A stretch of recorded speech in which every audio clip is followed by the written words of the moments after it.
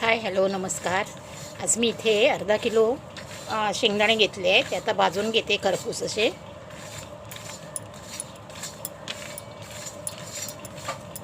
शेंगदाण्यापासूनची एक रेसिपी बनवते आहे. व्हिडिओ पूर्ण बघा प्लीज. गॅस मिडियम ठेवायचा, जास्त मोठा पण नाही आणि स्लो पण नाही. मिडियम गॅसवर भाजून घ्यायचे.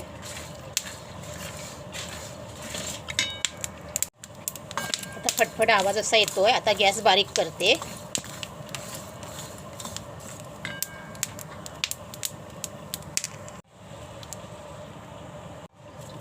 शेंगदाणे चांगले खरपूस भाजून घेतलेत. आता मी गॅस बंद करते आणि तव्यामध्येच ठेवून देते थंड होण्यासाठी. एका ताटामध्ये काढून घेतलेत. आता जेवढे निघतील तेवढी सालं मी काढून घेते. नाही सालं काढली तरी चालतील, जेवढे निघतील तेवढे मी काढते. एका मिक्सरचं भांडं घेतलं आहे, त्यामध्ये शेंगदाणे काढून घेते.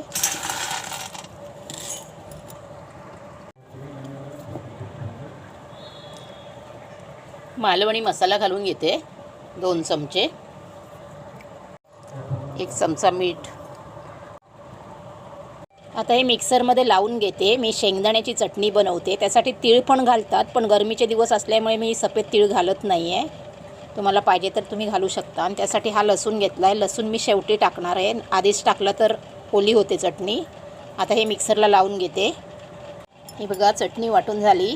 अर्धवट चटणी वाटून झाल्यानंतर मग लसूण टाकायची.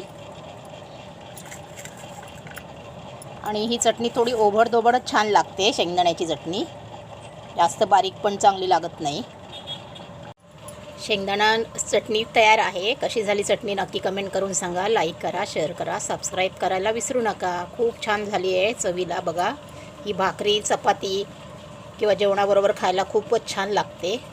नक्की करून बघा अशा पद्धतीने चटणी.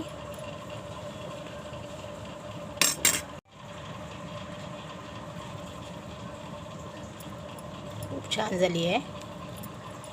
मस्तच झाली आहे बघा.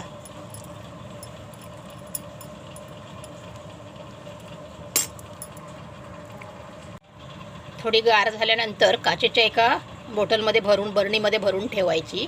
आता थोडी मिक्सरमध्ये गरम झाली आहे ना, 10-15 मिनिटांनी मी बरणीमध्ये भरून ठेवते काचेच्या बरणीमध्ये.